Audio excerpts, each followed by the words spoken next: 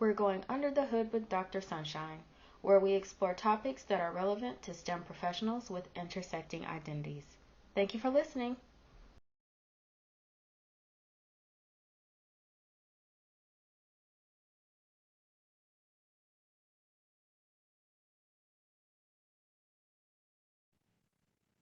Welcome, everyone.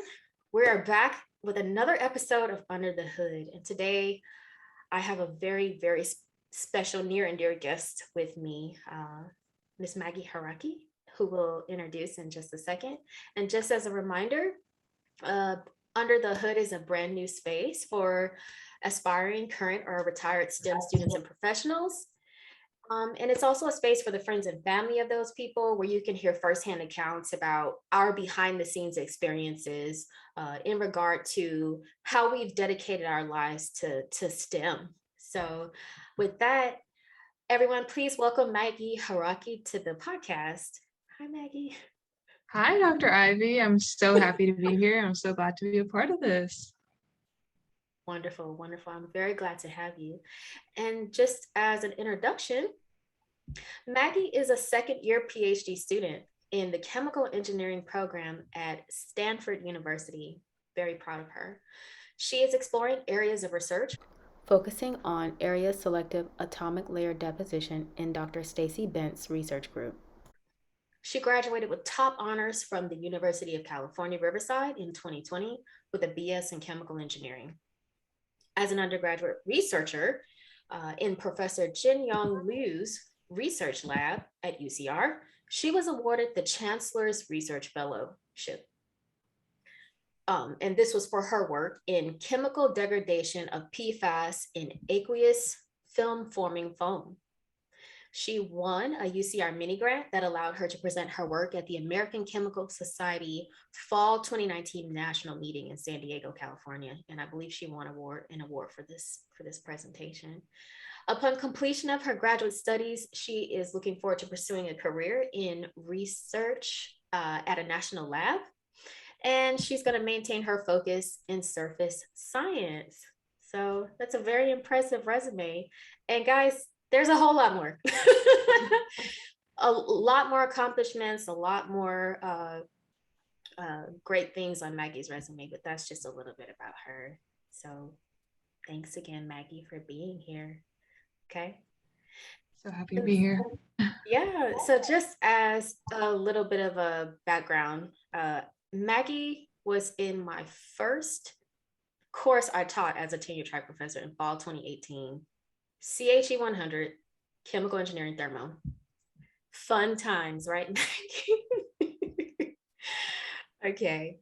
And so with that, we're going to jump right into our conversation about applying for graduate school. And I invited Maggy here because every time I get ready to give advice about applying for graduate school, I always go back to my experiences with writing for Maggy and watching her go through the graduate application process. And I was continually impressed. So we'll start out talking about Maggy's research journey. So as a first question, Maggy, so what motivated or inspired you to attend UCR for your undergraduate studies? And why did you choose chemical engineering for your major? So I grew up really close to UCR. I grew up a few miles away in Moreno Valley, and I was fortunate enough to be in a couple programs as a middle school and high schooler that really just focused on going to UCR and taking like classes that they set up for us, and all in preparation to set up a first generation student to attend college. And when it came time to start applying for schools, I knew I wanted to go to a four-year university. I knew I wanted to go get a degree. I didn't know exactly where I wanted to go, and when decisions came out, I had like my list of decisions or list of universities that I got accepted to, and I started making like a pro-con list. Like, if I went to this university, will I have to pay? Will I be away from home? How far is like the drive? Will I have a car? What will it be like? will it be in a city that I've never heard of before? So those are all decisions impacting, or all factors impacting my decision. And so I decided to go to UCR because one, it was close to home. I had a great financial aid package that allowed me to live on campus, which in turn let me get to be a part of a lot of opportunities while I was a student at UCR, including research. And just knowing I had like a campus that I was already comfortable with, and many of my colleagues from high school also went to UCR. So just having that familiarity really inspired my decision and helped me choose UCR as a campus. And why did I choose chemical engineering? So I was really good at chemistry. And my brother was in the middle of his mechanical engineering degree at Cal Poly San Luis Obispo. So he had like sort of a bias towards engineering. And he's like, okay, what do you want to do? I was like, I want to do chemistry. And he goes, okay, well, if you do chemistry, you have to go to graduate school because a master's degree would really help you like advance in that field. And I was like, okay, awesome. I don't want to go to graduate school. He's like, okay, well, you can get a degree in chemical engineering and your job prospects will be a lot greater towards the end of your degree. I'm like, okay, I'll do that. So I majored in chemical engineering, not really knowing what it was or how it would impact me in the future. But looking back at it now, it was probably one of the best decisions that I've ever made. And looking back at it now, the statement that I said I'd never go to graduate school, and here I am in a PhD program at Stanford pursuing a degree in higher education. So it full circle, which is great. Absolutely. Yeah, it's always those full circle moments where we always say what we're not going to do, but indeed we end up doing it. And with that, yeah, I just wanted to reiterate that you said you are a first generation student, right?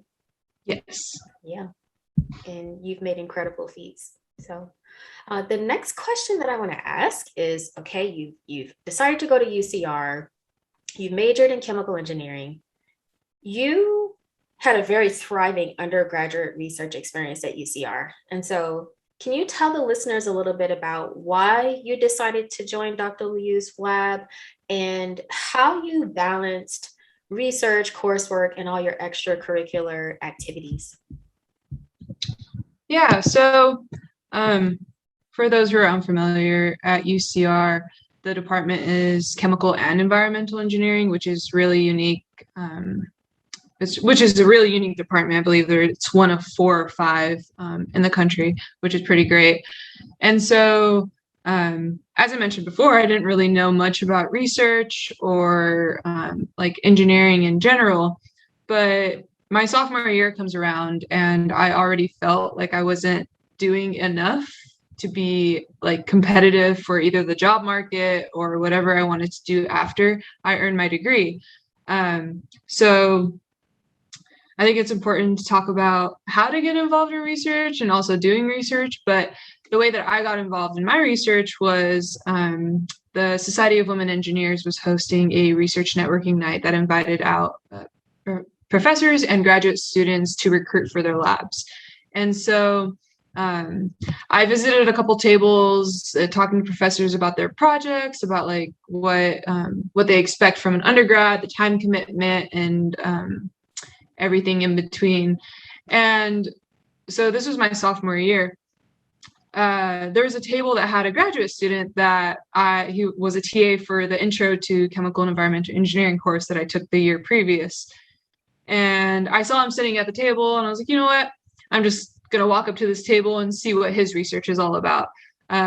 So I walked up to the table and my mentor, Michael Bentel, he was talking about his work in destroying perfluorinated chemicals in water. And I was intrigued. I was like, water research, that's awesome. That's something I want to do. And at that meeting, I told him, hey, I have no research experience. My resume was a few lines long. I didn't have any experience beyond like Gen Chem in the lab. And I was essentially like straight up and said, you're going to have to teach me everything that I'm going to need to know. And he took that on and he taught me everything that I needed to know about research. So joining the lab was very fruitful, continues to be very fruitful even to this day. Still have great connections with Mike and Dr. Liu, which is great. And the work that I did, I really enjoyed. So I worked on helping Mike with his project, and then I found greater interest and started to express that to Mike and Dr. Liu. And we found opportunities on campus that I could apply to and start doing my own project, which is one of the ways that I won the Chancellor's Research Fellowship, and then won the mini grant to go present my work at the San Diego conference. So another full circle. I think this is going to be a full circle kind of podcast, but having trouble like balancing research coursework, I think so. Sophomore year, I was actually on track to graduate in 5. Graduating in 5 was not something that I wanted to do personally, because I just wanted to get in and get out in 4. And that was just a decision I made on my own. And so I was taking a lot of classes at the time and taking more classes than was like recommended for me. But managing research and schoolwork and other extracurricular activities, I think like mental health is super important. So that was like also one of my priorities. I think what helped me the most was communication between my mentor and I, and whether or not like, hey, I can't be in lab today, I have this going on. And it never warranted, like, I never needed an excuse as to why I couldn't be in lab. I just, it's better to tell someone like, hey, I can't do this, my apologies, than to leave them hanging. I think that was one of the great practices that I learned. But yeah, no, I was never pressured to be in the lab doing work. I was there in the lab doing work because I wanted to be in the lab. So that was one of the greatest things that I was a part of in my undergrad. So that's great. It's great to be in a supportive environment, especially your first experience in the lab, right? Yeah. It could pull you or push you away. So I think you alluded to this. We talked about Dr. Michael Bentel in terms of your mentor, your graduate mentor, and that leads me to my next question. Obviously, how important was having good mentorship in your success as an undergraduate researcher in the lab? And do you think this had an impact on your decision to go to grad school? Yeah, so having good mentorship is extremely important. I've seen my colleagues just not have the same mentorship, and they didn't want to be in their labs for too long, or didn't really feel connected to their mentors or the way their mentor mentored them. But on the contrary, Dr. Michael Bentel, he earned his PhD. Him and I, like, as I mentioned earlier, like our communication was great. I was able to like ask questions about the work, like what we were doing about the field, talk about like experiments with him. And there's like no such thing as a dumb question, which I really loved. I would walk in there and be like, oh, like, why are we doing this if we already did this? And it's like, well, like research is research. We need to be able to cover every angle so no one comes at us like at a publication and says, oh, but you didn't do this. So I learned that. I learned how to like better my writing skills, how to communicate my work and data to not only my PI, but like the scientific community, where like Mike would just sit with me and we would talk about how to better express something like in a paper or like in an abstract that I was writing or something, or like a proposal or anything. And even like presentations, like we would go through them and there's like, yes, you're saying it correctly, but there's better ways of saying it and better ways of making it easier for people to understand. So I think that was great. And that was extremely helpful. For me personally, I grew a lot. And I think a lot of my friends would definitely say that I matured over the years, not only as like a student, but as like an adult, being able to do different things that I learned from research. This did make a significant impact on my decision to attend grad school. I asked for help all the time. I mean, I still do. Like, I hopefully one day want to be like someone to me that Mike was to me, or still is to me. Like, I hope I have a little undergrad, not a little undergrad, I have an undergrad, an adult that I can mentor, and someone that will look up to me and ask me for help. And I can guide them and help them. And if I can't do that, I can ask other people to help me. Like, I can redirect them to my resources. So if someone has gone through it and you trust them, they're a great resource. And a great mentor directs you to someone else if they can't help you. So Wise words. And that theme comes up over and over in these conversations of having good mentorship. yes. I think that's the key to success in this graduate school journey. And I love everything you just said. So as to round out the conversation about your path for graduate research, when did you know, okay, this is the right path for me? I'm going to go into grad school. I want to do research, and maybe industry and government is not right for me right now. So again, great mentorship. Had a conversation with Mike. I think he approached me one day and he was like, well, so what is it going to be? Graduate school or industry? Like, well, how do I like help you to reach your goals? And we sat down and we had a conversation, and I think it was just after that conversation, I was like, okay, like I just need to think about this, and I need to weigh out like the pros and cons of the decisions that I'm going to make. And obviously, like this included like my family, my brother, my friends, like, you know, what are you going to do just just to see what other people are planning to do.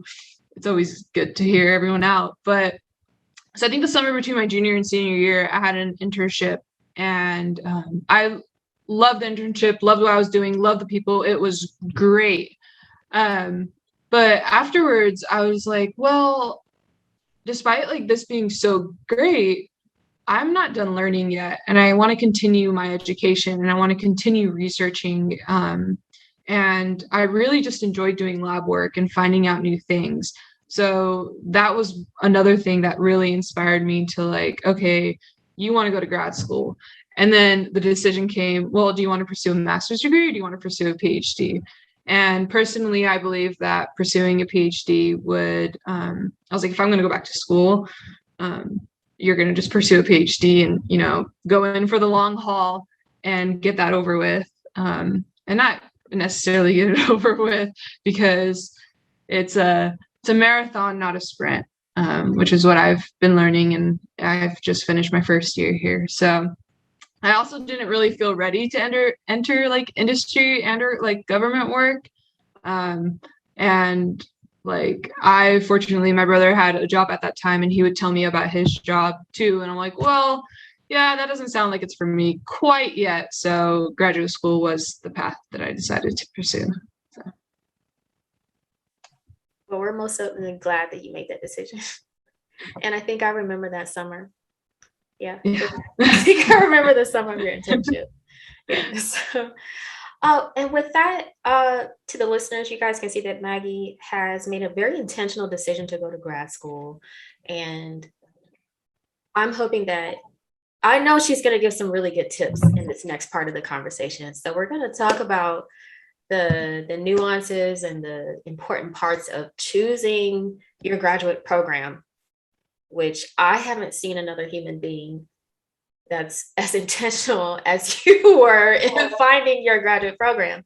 So with that, I would like to know, what were the top 3 factors that were important to you when you were choosing your graduate programs that you wanted to apply to?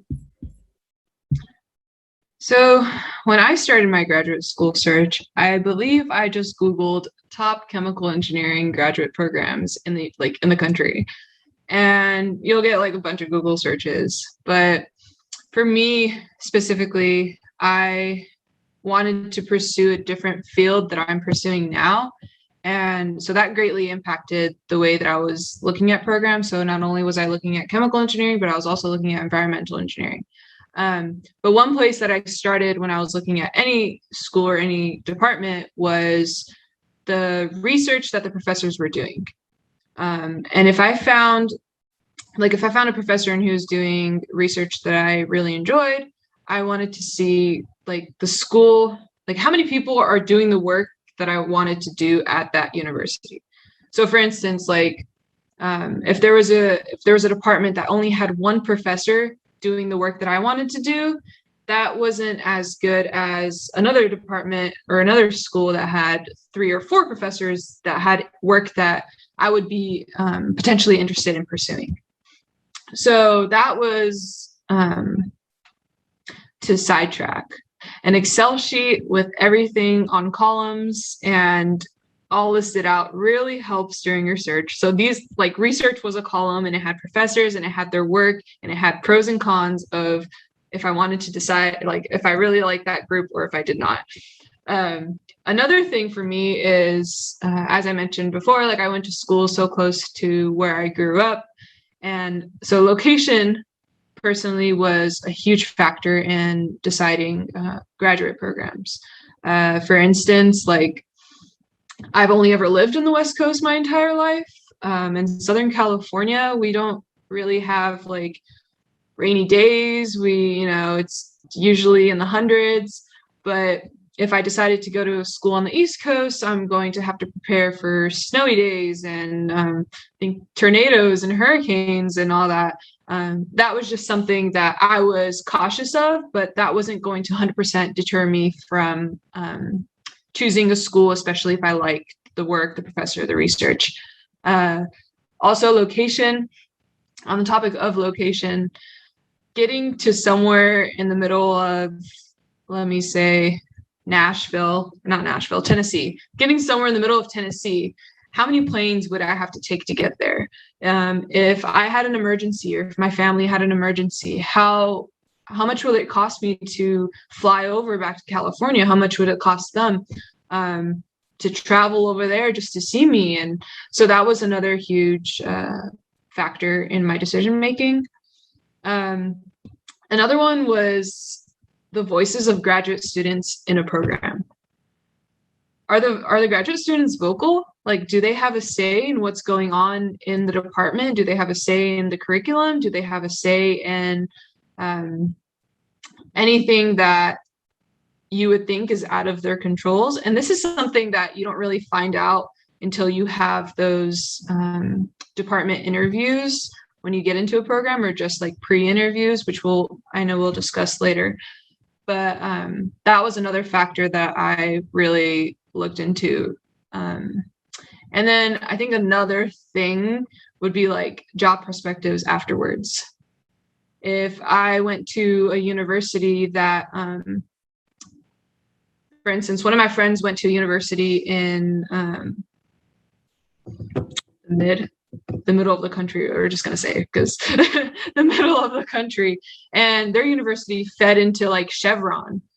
Well, if I go to that university, will I be working at Chevron afterwards? Maybe, maybe not. We don't know. But just job perspectives afterwards is super, super important in decision making. You'll have your university posted on your degree, and many people do look at that when they're looking for jobs. But I mean, it's not what your degree or what university you went to, it's what you did during your time at that school. So I think that's very important, regardless of where you go and who you work with. It's what you did, not what everyone else did. So incredibly insightful information. Absolutely. And I hope that's helpful to the listeners. So you've wound up in a really good program. So I would take her advice. Okay. And so the next thing I want to ask you about is about how many programs is appropriate to be looking into when you're trying to decide? Because you could oversaturate, you could like spread yourself too thin, or you could be too narrow. So about how many schools should students be looking at? So at the beginning of your search, it's normal to just be overwhelmed by the amount of schools that you want to look at. And that's okay. I think I probably looked at over 30, 40 schools, and then I just started knocking them off, like knocking them off a list. But I think to seriously consider for me is like no less than 7, but no greater than 12.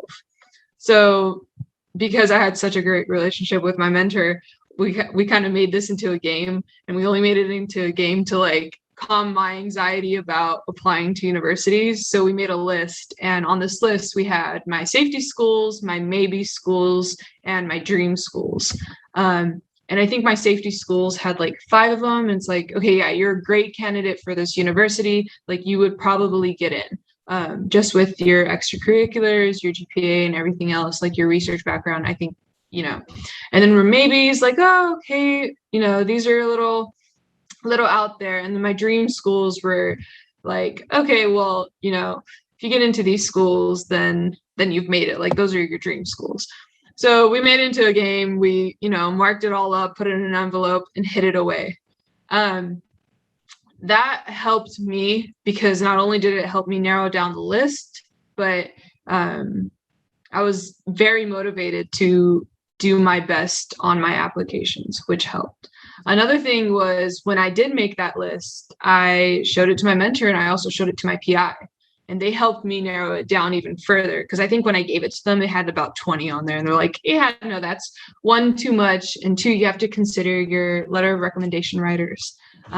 They probably also don't want to be sending out 20 different letters of rec to 20 different submission portals at 20 different deadlines. So it's very important to not only consider the people you're working with, like your community within, but also your letter of recommendation writers, because they're busy and they have other things and other deadlines going on.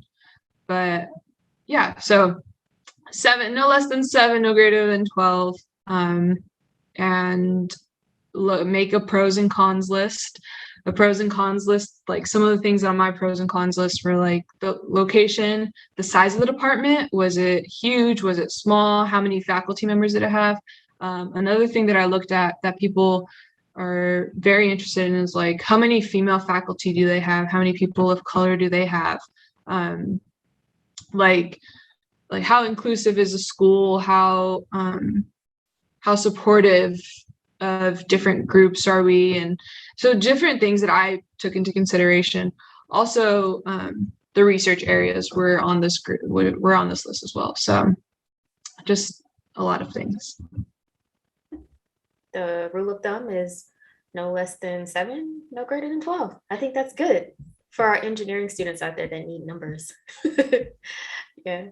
No, congrats on making that good decision. So the next thing I want to ask you is, okay, you've narrowed down your list of schools and programs. So did you reach out to anyone at the institutions, the PI, the grad students, when you were deciding once you narrowed it down, did you reach out to anyone for advice? Yeah. So personally, when I narrowed down my list, I did not reach out to anyone. Only because application season is so close to final season and holiday break and all that, where I just didn't want to reach out to people. And that was like a personal choice that I made. But if that will encourage you to apply to a university, I definitely think you should. I looking back at it now, I do wish that I reached out to a couple people in groups that I was interested in and said, hey, can we just have like a coffee chat? Could we, not even a coffee chat, like, can we just email back and forth? And can I just ask you about your experiences in this group? I think that would have helped me maybe even narrow down my list even more and not apply to a university if I had conversations before I even applied to a school. But reaching out to people at like these institutions. It's important, but it's not necessary. It just happens to be your personal preference. So Wonderful. Yeah. And so, as a last question about choosing programs, I'm interested in knowing, do you have any caveats or best practices about what students should not use, or what are the parameters they should not consider when choosing a graduate program, right? So for instance, is this a party city, or like what should they not be looking at? Yeah. So I think one of the major things is like financial aid package. You shouldn't be like, I don't think a financial aid package should deter you or not deter you, especially because if you apply to a school in California versus a school in, let's say, Wyoming, your financial aid package is probably going to be a lot greater in California. But a great thing to remember is that like our stipends are based off the cost of living. And if they are offering you more money, that means the cost of living is probably a lot more for that university. So I think that's one thing that's like, you shouldn't be choosing a graduate program based off a financial aid package. You shouldn't be choosing a graduate program based off if your friend is going there or not. Connections are great. You will make a lot of friends, a lot of connections, and graduate school networking is a skill that is learned, and it goes a long way. So I don't think having a friend there is great, but that shouldn't be part of your decision. And also another thing would be one project, one PI. If you are looking at a program that has one PI that you really want to work with, and that one PI, after you've had great conversations with them, only has one project, unless you have it set in stone in writing on a contract that you're in their group, do not choose to go to university that like you're putting all your eggs in one basket, because I've heard a lot of stories where that's just not the case, because you don't know what other people are doing as well. You don't know the connections that other people have with these professors, the projects, their backgrounds, their history, their story. Everyone's story is different. So I think that's another thing. Like, don't choose a school based off of one thing, one person. So yeah. Excellent. Yeah, thank you for those candid tips about kind of things that you shouldn't really weigh too heavily when you're choosing a grad program. And so with that in mind, the student has found the list of schools they want to go to. Now is the hard work, right? Yeah. Applying for the program, okay? And so this next question is about timing. So it's about to be application season. So when exactly should students start beginning their applications, and how long do you think they should set aside to complete their 7 to 12 applications? Yesterday. they should start as soon as possible. I think that's one thing that I would stress. Start the application process. If you have your list, you have your schools, start the application process as soon as possible. And what this looks like, and what really helped me, was I made an Excel sheet. Excel and I are very great friends. And you also have to remember, like, Excel is a workbook. Make Excel like for you. Don't make it for someone else. Don't make it like pleasant for their eyes. Make it for you. If you have to put X's and Y's somewhere, put those X's and Y's somewhere. But make an Excel sheet that'll keep track of your usernames, your password, the email address you've been using, security question answers. Yeah, like all this stuff should just be in one central location, so you always have access to it. And then make an Excel sheet of what the program is asking from you. So is it asking you for 2 personal statements? Is it asking you for a resume and a cover letter, or just a cover letter? Put the deadline of when that application is due. As I mentioned, like West Coast schools have different deadlines than East Coast schools. So students who are living on the West Coast have to adhere to East Coast times. So it's not 5 p.m. Pacific time, it's 2 p.m. Pacific time. And those are those are things that need to be communicated to your letter writers as well. So it's important to know how many letters of recommendations these programs want. What's also important is making sure your personal statements or your research proposal follows like the specific requirements for that application.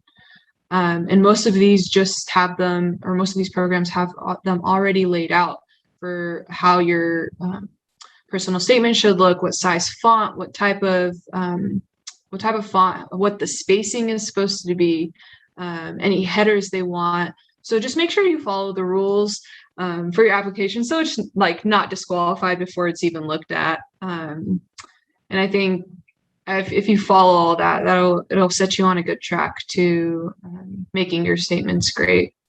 So, and making your application great.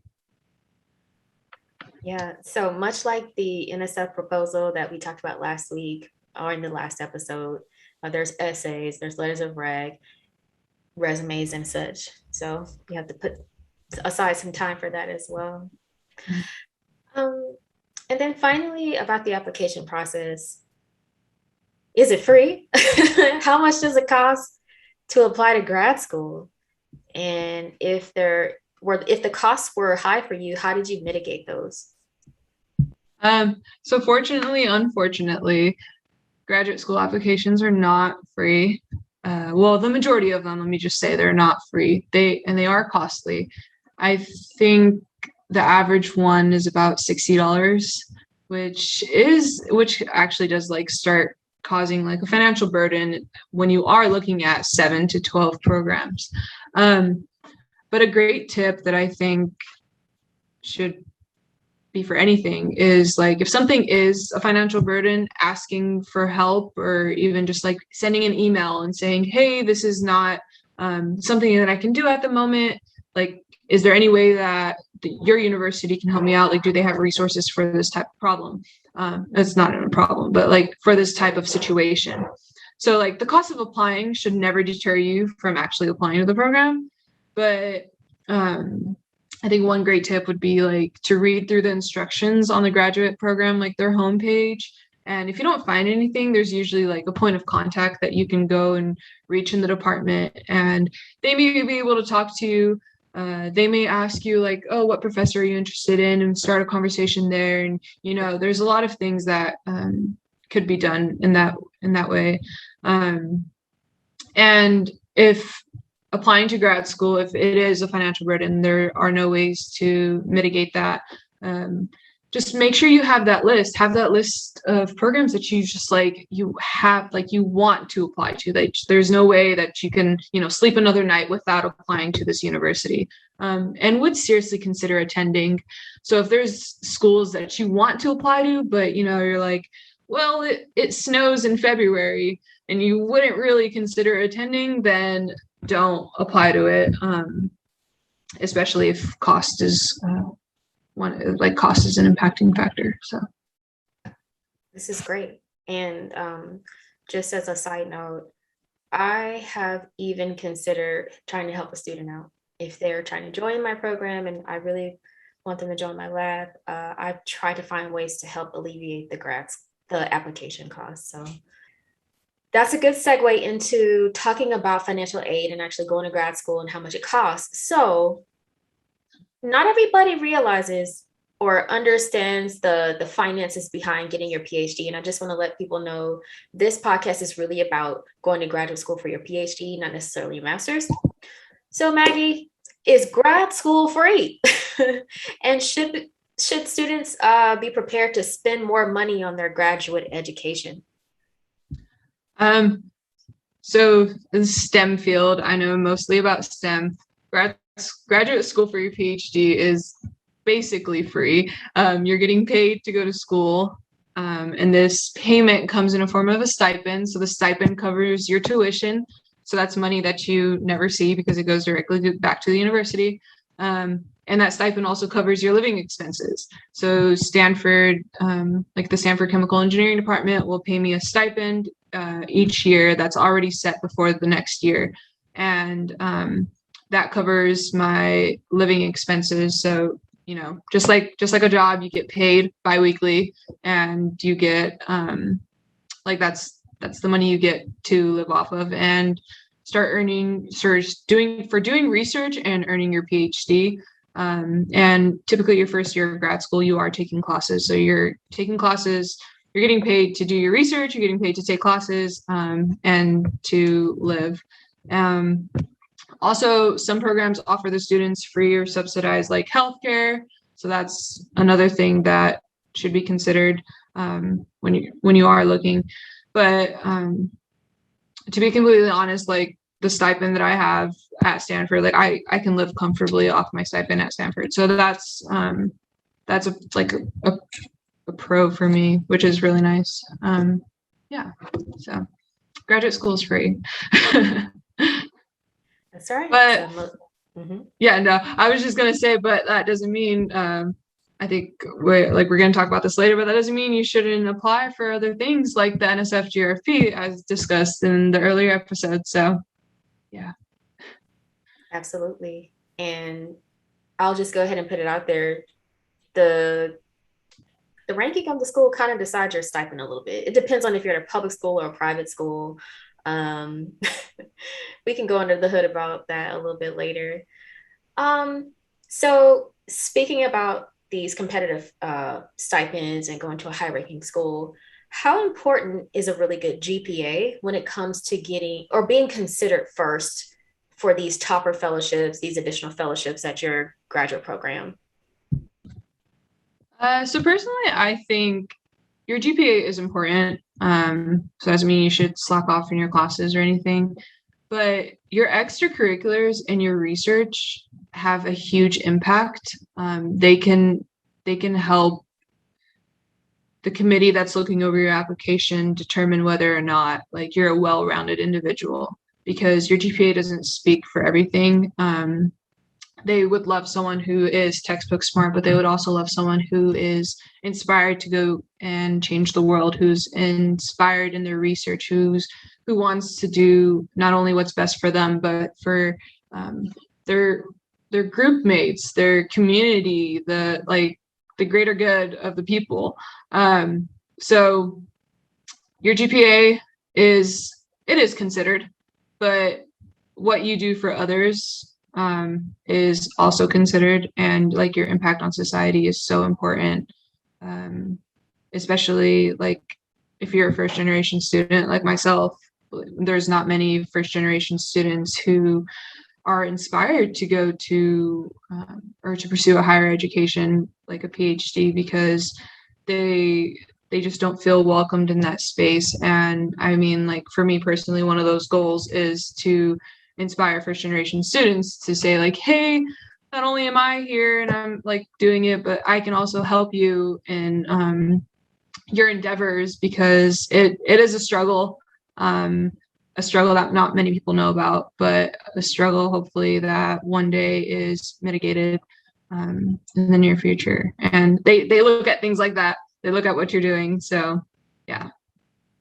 Thank you. Thank you for your candor about the first gen experience. A lot of our listeners will appreciate this episode, because that's a very important perspective in 2021, and maybe one we don't hear from too much. And so to round out the discussion about financial aid and applications, you've got 5-10 offers in your hand, okay? Mm-hmm. So can you walk us through making your decision and how you evaluated where you wanted to go to grad school? So 5 to 10 offers in your hand. So I think what I first did was start looking at the cost of living in places.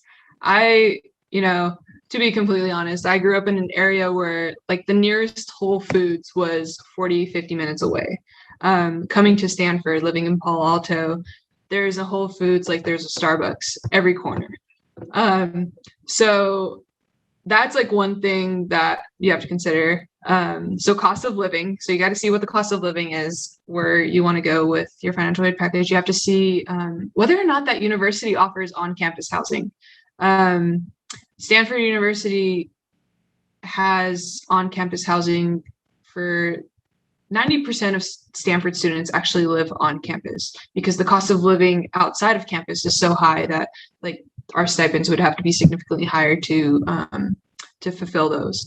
So you have to also consider that. So when you're looking at a university, does that university offer on-campus housing for their students? Because on-campus housing is usually subsidized, or will you have to go find an apartment off campus? And that comes with additional costs. Like, is it going to be furnished? Is it not going to be furnished? Do you have a water bill to worry about? Do you have Wi-Fi? So that's all coming out of your stipend that you just have to really consider and really just be an adult about, I think. And so that was one thing. Another thing for me, as I mentioned, like first-gen student, like my parents didn't want to be too far away from home, but wanted to be close enough, like if anything happened, will my stipend be able to get me home? So will I have to pay $500 to fly home for Christmas, $600 to fly home for Christmas or with a holiday break? And then how many flights will I have to take to get to the middle of somewhere? And, will I enjoy that experience? And so that was another thing that I really considered. Another thing that I considered, financial aid packages.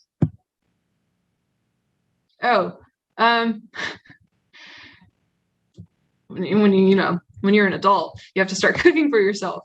So like the cost of groceries, this goes back to like the Whole Foods discussion. The cost of groceries, like clearly like going to Whole Foods is going to cost you more than going to like Safeway or Stater Brothers, or I only know Southern California stores, but so things like that, like what is it going to cost you? Transportation, do you need a car where you're going to live? Yes, you can Uber, yes, you can Lyft, but do they have an established transportation system, or do you need to have your own mode of transportation to get places? And these are all things like you have to consider in your stipend, like, well, how much money do I have to set aside for transportation? If I do take my car, what if I blow a tire and I have to take it to a machine shop? What if I need an oil change? These are all just things that are adding on, that are just deducted like from your stipend. But at the end of the day, as I mentioned earlier, you have to really sit down and budget your stipend. Don't choose the stipend that just because you see more money means it's the better option. All of our stipends are taxed, so everything is taxed, which is super important to remember. So you technically don't have that full amount of money. You have to consider taking out taxes for that.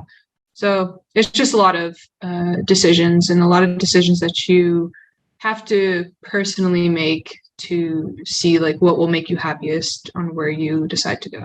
So wonderfully stated. And just the thing to remember, everyone, there are some personal sacrifices you have to make, because the stipends, while generous in some places, may not be so generous in other places. And just full disclosure, my graduate stipend was $2,000 a month in Atlanta, Georgia. And, fortunately, I had a topper fellowship in the last 3 years of my grad school experience, but it was still tight. And so I worked a little bit on the side. I don't recommend that for everyone. So I think you've done a good job explaining how to budget all of those things that you just don't anticipate, like getting a flat tire. Okay. Yeah. And also, I think another thing would be medical bills. I think that's not something I brought up. Fortunately, Stanford does have like an emergency fund for their students, but if you're someone who unfortunately has a lot of medical issues and co-pays and all that, really look into the program and see what their healthcare does provide you with, and what their and if there are any emergency funds that you can ask for money for and do all that. So medical issues are also another thing that are super high up there. That's right. We're still humans at the end of the day, right? So take care of yourself now so that you can thrive in grad school. And with that, we're gonna go a little bit under the hood, and I just want to just get some candid advice from you, Maggie. So you've gone through this process. Obviously, you've been successful. Is there any part of this finding a program, applying for grad school that you do differently? And if so, why? Yeah, so I think the first part, applying to a program, I would start earlier. The earlier, the better. As I mentioned, start yesterday. It is super important to start early. I cannot stress that enough. And I like, to be completely honest, I was doing applications to the minute that they were due. I kind of like, I'm a perfectionist. Everything just has to be in line and order. Like, and you sit there and you really think about the statement on their application process, and it's like, well, did they want like everything in 10-point font, or did they just want the references? And you just start to overthink things. I don't recommend that, but starting earlier helps you get done earlier. It also helps the people who are helping you start looking at things. You're not rushing them. You're like, hey, I need this like right now. It gives you some time for them to start looking over it and really give you their honest feedback about the work that you've like submitted to them. Also, I know some people have like, I struggle to write, but what I've found really helpful is just opening up like a Google Docs and just writing like little sentences here and there and just going back and, amending them. Like my first draft doesn't have to be my final draft, which is pretty awesome. And after you get into programs, another thing that something that I would do differently is talk to the professors whose work like doesn't interest you. Because I mean, yeah, so it might, that might be a weird thing to say, but hear me out. I came to grad school with one focus. I was like, I'm going to do this type of research. I'm not doing that type of research right now.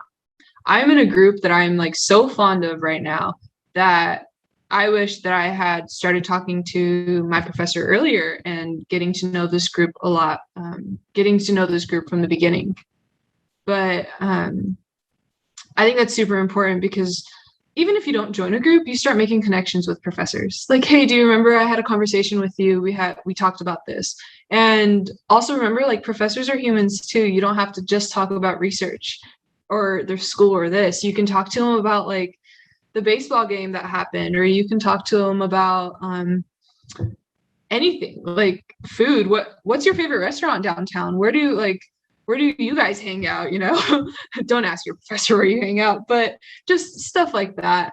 And most of them are just like so excited to not be talking about work that they would just love and have that conversation with you, and that's how you get people to remember you.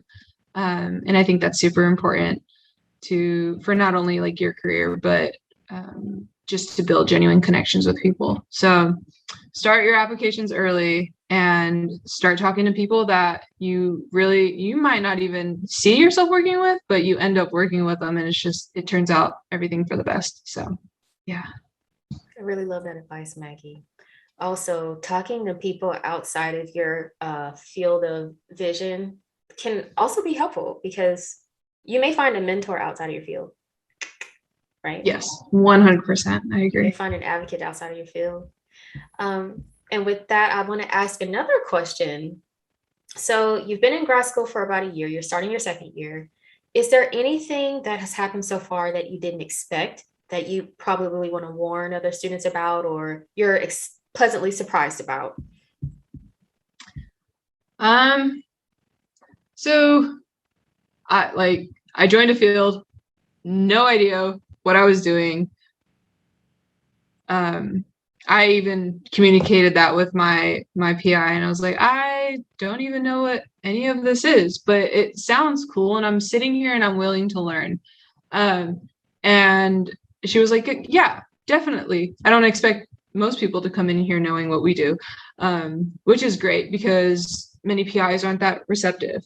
And that's another thing that I really like about my PI, how receptive she is and how encouraging she is in working with her newer students. And also that my PI is a female in the STEM field, just rocking it out there. But for me, anything that was unexpected, I kind of knew that learning atomic layer deposition was going to be difficult and is difficult. So I'll be doing experiments and something won't work out too well. And I would sit there and I would get really frustrated, and my lab mates would be like, Maggie, like it's okay. You've been here for 4 or 5 months in the group. They're like, you're still learning, and that is okay. It's okay to mess up. It's okay to take a break. It's okay to like talk to us about what's going on, because no one expects you to be perfect straight out of the gates. So I think that's one thing that I'm still learning, that it's okay to fail, because I mean, that's what makes a researcher, and that's what makes a grad student stay in their PhD for 5 years. Not everything's going to work out. And because not everything is going to work out, you are going to be putting in time and effort for reading papers and redoing experiments and making sure that the data that you're getting is genuine and like comparable data that could be distributed out to the scientific community. Because at the end of the day, like, you want to make a difference with the work that you're doing. So I think that's something that like I didn't expect to come here and like my experiments not to work. I was like, I want all my experiments to work. Yeah, no, I've done a lot of experiments, and it's been a good run, and I'm still excited to keep running this marathon and, you know, slow down on my sprint. So Wonderful. That's wonderful. And very honest, and it's very forthcoming for people that are coming into grad school as perfectionists. Most of us are perfectionists, and it really tempers our expectations, right? So yeah. Thank you for sharing that. Thank you. And last but not least, I want to round out the conversation and ask if you have any more or any final words of encouragement, advice for our first generation listeners about applying to grad school. Yeah. So do not be afraid to ask for help. I am still asking for help. I ask for help almost every single day. And that could be help in any which way. Like, I asked for help on, I mean, what's the most, I don't even know, but I asked for help. I asked for so much help, and it's okay, because the worst thing that someone can say is no. And if someone isn't willing to help you, that's okay. Everyone has their own goals and stuff. But if you're afraid to ask someone for help, if you're afraid to voice your concerns or voice your opinions, that might not be the right community for you. So you may have to start looking outside of that community. But personally, I wouldn't have made it to where I am without asking for help. Like, as Dr. Ivy mentioned, like I remember meeting her for the first time in thermo, but like going into her office and saying, hi, like, how are you a professor? And she pulled out her laptop and was like, do you have time? And we sat there and we went through all of her background. And I just learned so much about Dr. Ivy and how she's a successful woman in STEM and at UCR teaching us chemical engineering. Like, this was, you know, I didn't grow up with those influences or those mentors, and just like finding a mentor in Dr. Ivy, just like by even going up to her and saying, hi, how did you do this? And she was willing to sit there and have that conversation with me. Another thing would be your parents, your family, your friends. They want to understand what you're doing. They may never understand what you're doing, especially the research, especially why you want to go to grad school. And I think it's important, especially for first generation students, to really hold your ground and really say, like, this is what I want to do. This is how it'll help me in the future. I think the first thing my dad asked me when I said, hey, I want to go to grad school, he goes, how much is this going to cost me? Because this isn't something that he was familiar with. And after I told him that it was like grad school is paid for and I get a stipend and all this, he was more on board, not that he wasn't before, but he was super like, how could I help? You know, how could I get you to like to your goals, even more than he was before, which was great. But it might take more than one explanation to your family on why you're making the decisions you're going to make, why you're going to move away from home for 5 years when you've been like a steady in that home or a constant in the home. Many first generation students don't leave home, which is just kind of sad. But I know a lot of people rely on family, and family is super important. So yeah. And then I think the last thing is make connections with people. Like if you know what grad school, like if you know you want to come to grad school and do something, like make connections with someone, make connections with a professor, have them mentor you, especially if you're an undergrad watching this and you're in your sophomore or junior year and you know grad school is what you want to do. I would say go to your favorite professor, or go to a professor that you really respect, or a professor whose work that really inspires you, and say, hey, well, I mean, you are a professor, so you probably did go through this graduate school process. Would you mind mentoring me? There's no shame in asking someone to say like, hey, would you mentor me? And if they don't have time for that, most great mentors will put you in contact with someone who would. So that's super important, and for you to be a competitive applicant and go to your dream school. So I think that's all the things that I've learned as a first generation graduate student. It's not easy. I don't see it getting easier anytime soon, but it's rewarding, and I'm learning, and I'm here to learn, and that's what I signed up for. So yeah.